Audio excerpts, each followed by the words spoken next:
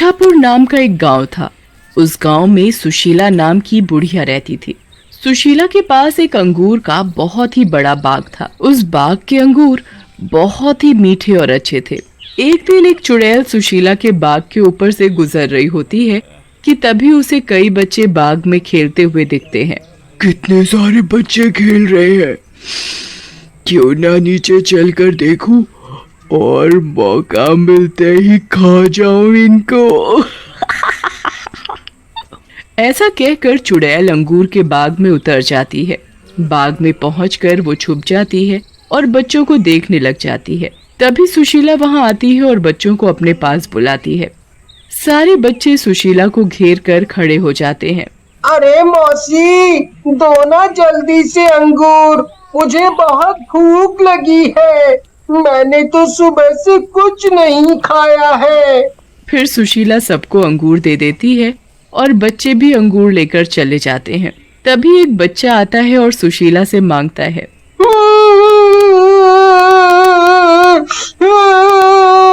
दादी, मुझे भी अंगूर दो ना। मैंने कई दिनों से कुछ नहीं खाया। मेरे माँ बाप नहीं है ना, शायद इसलिए। नहीं नहीं, रोते नहीं है बेटा, मैं नहीं भगाऊंगी तुम्हें। आओ मेरे पास, मैं देती हूँ अंगूर। लेकिन सुशीला अपनी टोकरी में झांकती है। अंगूर खत्म हो चुके होते हैं। ओह, लगता है अंगूर खत्म हो गए। लेकिन तुम चिंता मत करो बेटा, मैं तुम्हारे लिए ताजे अंगूर तोड़कर लाती हूँ। ऐसा कहकर सुशीला अंगूर तोड़ने के लिए बाग में चली जाती है। लेकिन अंगूर काफी ऊंचाई पर होने के कारण उसके हाथ वहां तक नहीं पहुंच पाते। ये अंगूर भी मुझसे तोड़े नहीं जा रहे। वो बेचारा लड़का भूखा बैठा हुआ है, मैं अब उसे क्या जवाब दूंगी। ये सब चुड़ैल अंगूर की बेलों के पीछे छुपकर देख रही होती है।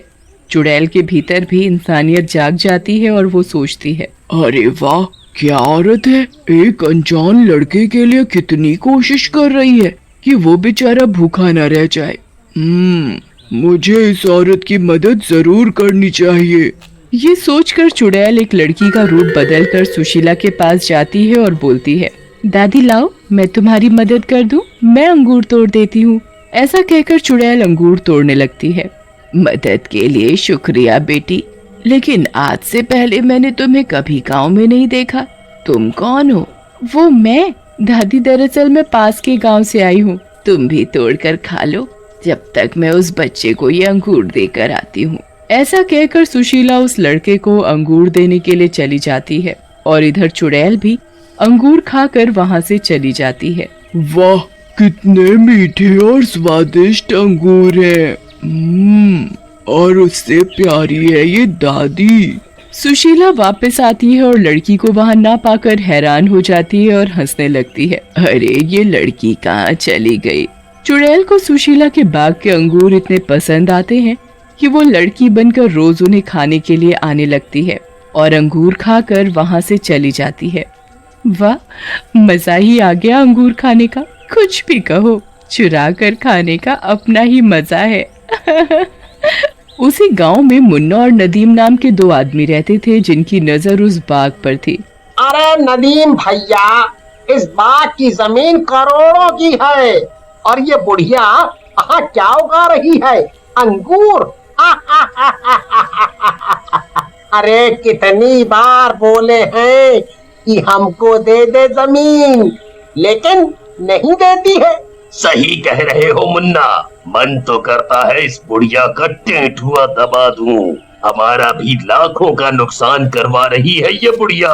अरे मैं तो कई बार इस बुढ़िया को बोल चुका हूँ पैसे ले ले, लेकिन बार बार मनहूस की तरह कहती है, मैं ये जमीन जीते जी नहीं बेचूंगी। तुम भी सही एक्टिंग कर लेते हो बुढ़िया की मुन्ना। चलो कल फिर चलते हैं और फिर से बात करते हैं इस जमीन के बारे में।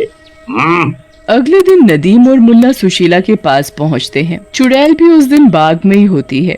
नदीम बाहर से ही सुशीला को बुलाता है। बुढ़िया, ओ बुढ़िया, बाहर निकल। नदीम की आवाज सुनकर सुशीला बाहर की ओर आती है और बोलती है, कौन मनहूस है जिसे बात करने की भी तमीज नहीं है? ओह, तुम दोनों कबाड़ी यहाँ फिर से आ गए। बोला था ना कि ये जमीन नहीं बेचनी है मुझे। अरे दादी, बेच दो ना ये जमीन। इतने पैसे मैं दे रहा हूँ तुम्हें, इतने पैसे कोई नहीं। और वैसे भी क्या रखा है इस जमीन में? इस जमीन में क्या रखा है ये तुम जैसे पैसों के लालची नहीं समझेंगे। और रही बात इस जमीन को बेचने की, मैं इस जमीन को जीते जी तो नहीं बेचूंगी। चलो अब दोनों फुटो यहाँ से। बुढ़िया, तूने हम दोनों का बड़ा अपमान किया है, तुझे इसकी सजा जरूर मिलेगी। हम दोनों तुझे छोड़ेंगे नहीं। सुशीला और उन दोनों की बातें चुड़ैल बाग के अंदर से सुन रही होती है और सुशीला को धमकाते देख चुड़ैल को गुस्सा आ जाता है और वो बाहर आ जाती है। ओ दोनों लफंगो, तुम्हें औरत से बात करने की तमीज नहीं? चलो फूटो यहाँ से, नहीं तो तुम्हारी यहीं ऐसी की तैसी कर दूंगी। लड़की की ऐसी बातें सुनकर नदीम और मुन्ना हंसने लग जाते हैं और नदीम बोलता है, मुन्ना भैया, ये लड़की हमें ज्ञान दे रही है।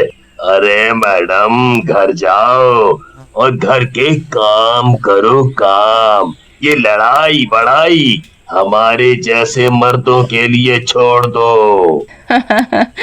इतने ही मर्द हो तो हो जाए दो दो हाथ। हाँ लड़की की धमकी सुनकर नदीम और मुन्ना उसकी तरफ बढ़ते हैं, लेकिन लड़की दोनों की गर्दन पकड़कर उठा लेती है और उन्हें दूर फेंक देती है। दोनों दूर जा गिरते हैं। अरे मर गया रे, मेरी कमर, हाय रे, ये बुढ़िया ने तो गुंडी बांध रखी है रे, हाय मार डाला इस गुंडी ने, अरे बचाओ रे। फिर मुन्ना और नदीम किसी तरह से उठते हैं और सुशीला को बोलते हैं, बुढ़िया, ये तूने ठीक नहीं किया। अब हम दोनों तुझे छोड़ेंगे नहीं। ऐसा कहकर मुन्ना और नदीम वहाँ से भाग जाते हैं। इधर लड़की को देखकर सुशीला हैरान हो जाती है और उससे पूछती है, अरे बेटी, तुम तो शायद वही हो ना जो उस दिन मुझसे अंगूर मांग रही थी, लेकिन तुम गायब कहाँ हो गई थी? मैं दोबारा तुम्हारे पास आई थी जब वो मुझे कुछ काम आ गया था तो मैं चली गई थी। खैर छोड़ो सारी पुरानी बातें दादी जी, और अब तुम अंदर जाओ।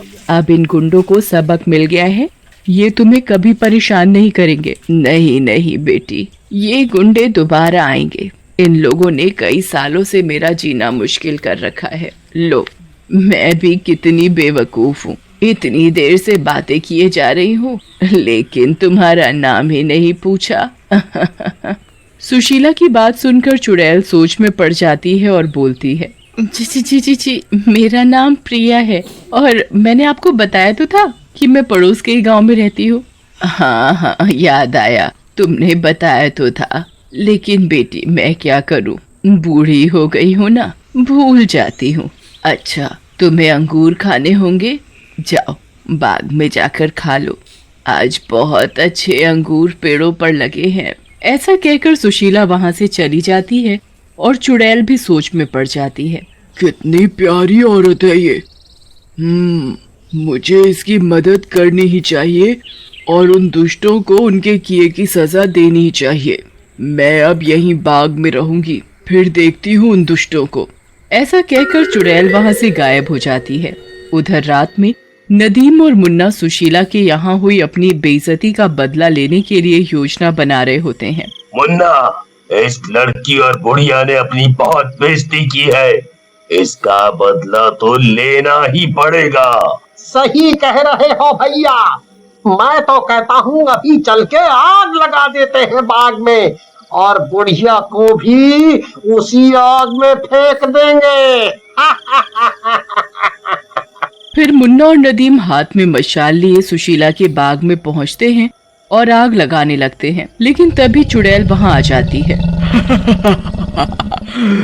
मुझे पता था शैतान हो तुम लोग आओगे, ऐसा कहकर चुड़ैल उन दोनों के हाथों से मशाल छीनकर उन्हें ही आग लगा देती है। अरे बचाओ हमें, ये तो चुड़ैल है भैया, ये हमें मार डालेगी, बचाओ रे, अरे कोई तो बचाओ।